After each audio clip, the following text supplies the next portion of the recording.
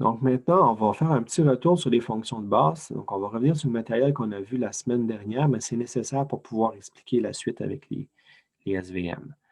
Donc, on s'appelle du problème du ou exclusif qu'on a vu la semaine dernière, à savoir que c'est probablement le problème le plus simple de données non linéairement séparables. C'est quand même très direct. Ça correspond à la table logique du ou exclusif qu'on connaît bien, la fonction ou exclusif. Et donc, ça revient à dire qu'on a finalement ici deux données qui sont associées à une valeur R t qui est égale à 1, ici qui correspond à 0, 1, 1, 0 directement. Puis on a aussi deux autres données ici qui sont les deux de chaque côté avec un R est égal à 0. Donc ça, c'est nos quatre données d'intérêt. Et donc ça, c'est non linéairement séparable. C'est impossible d'avoir un taux d'erreur de 0 avec un discriminant linéaire. Donc, pour pouvoir régler ce problème-là, ce qu'on a fait, c'est qu'on a proposé de faire une transformation non linéaire qui va faire une projection d'un espace en D dimensions dans les réels, donc RD, vers RK, qui est un espace à K dimensions. Puis donc, cette projection-là peut être intégrée directement dans notre équation linéaire. Donc, ce qu'on va faire, c'est qu'on va transformer le X.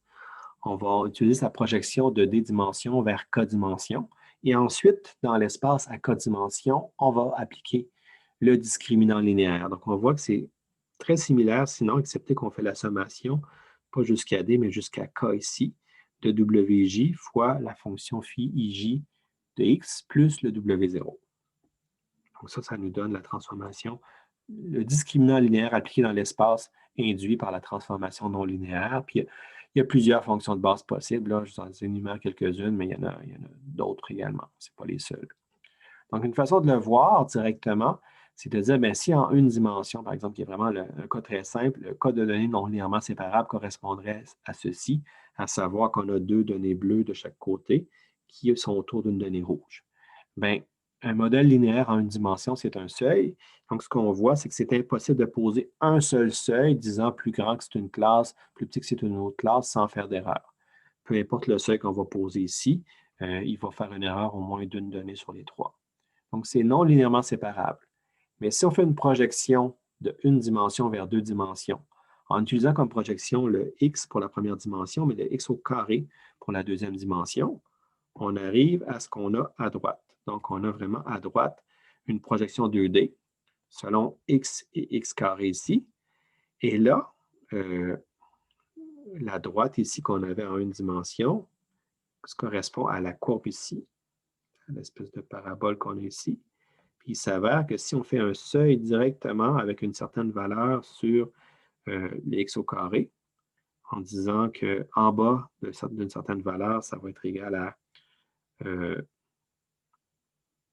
en bas d'une certaine valeur, ça va être égal à la classe des rouges. Au-dessus, ça va être égal à la classe des bleus. Bien là, on a fait le classement, le classement qui est parfait, où là, on ne fera plus d'erreur. Donc ça, c'est l'exemple avec une fonction de base.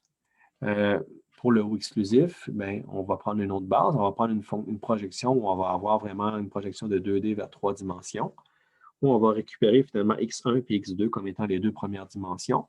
Et la troisième dimension va être directement le produit des deux. On va faire vraiment le produit de x1 et x2, qui va être la troisième dimension. En faisant ça, on fait une projection en 3D qui ressemble à ceci. Donc, le résultat de la transformation nous amène à quelque chose comme on a z est égal à 0, 0, 0, qui est la première donnée, qui est la classe 0, puis 1, 1, 1, qui est l'autre donnée également. Sinon, on a pour la classe 1, 0, 1, 0 et 1, 1, 0. Donc, si on regarde ce que ça donne à droite, ce qu'on peut voir, c'est qu'on est capable de dire, bon, on voit que ces données-là sont au-dessus de celles en dessous.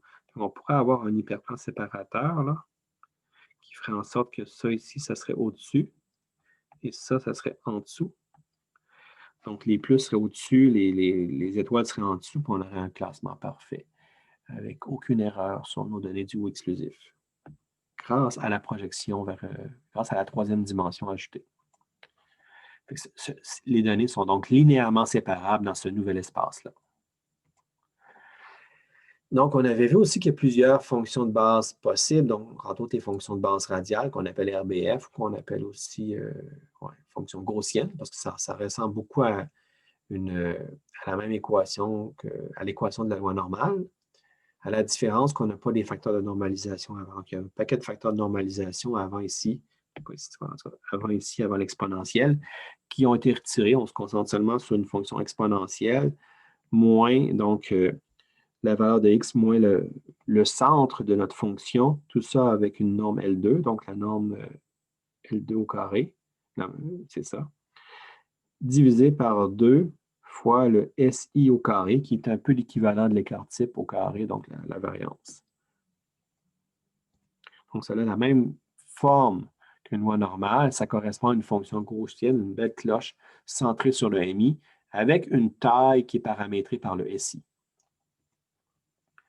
À strictement parler, ça, ce n'est pas une densité de probabilité parce que ça ne l'intègre pas à 1. Si on fait l'intégrale de notre fonction entre moins l'infini plus l'infini, ça ne donne pas 1. C'est vraiment les valeurs avant l'exponentielle de la loi normale qui rééquilibrent le tout, renormalise le tout pour que ça l'intègre à 1. Et donc, l'idée d'avoir des RBF comme ça, c'est que chaque fonction gaussienne va capturer un groupe de données locales dans un certain voisinage. Donc, on va être vraiment en mesure de capturer certaines régions de l'espace d'entrée.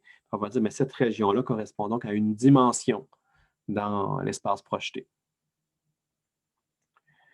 Et donc, avec K fonction gaussienne, on fait une projection d'un espace à K dimensions. Une façon de le voir, c'est de dire, par exemple, si on avait quelques fonctions ici, on pose une gaussienne sur chacun d'entre eux. Et tout ça en 2D. Ça fait une projection en 3D. Ou là, on peut dire que celui-là ici correspond à notre axe-là, celui-là ici pourrait être l'axe ici, celui-là pourrait être l'axe-là. Donc, on a vraiment 3 cloches, 3 gaussiennes centrées sur 3 centres, et chacune de ces cloches-là dans l'espace à K dimensions correspond à une dimension. Donc, cette dimension-là va nous donner finalement la valeur de la fonction RBF là, associée à la dimension, qui est proportionnelle à la distance au centre modulée par le paramètre SI. Donc ça nous donne finalement une projection intéressante où là, on peut projeter en haute dimensionnalité, puis éventuellement, on pourrait avoir une valeur de K qui est très grande avec énormément de cloches gaussiennes, de fonctions RBF qui sont positionnées dans notre espace d'entrée pour générer un espace à plus haute dimensionnalité.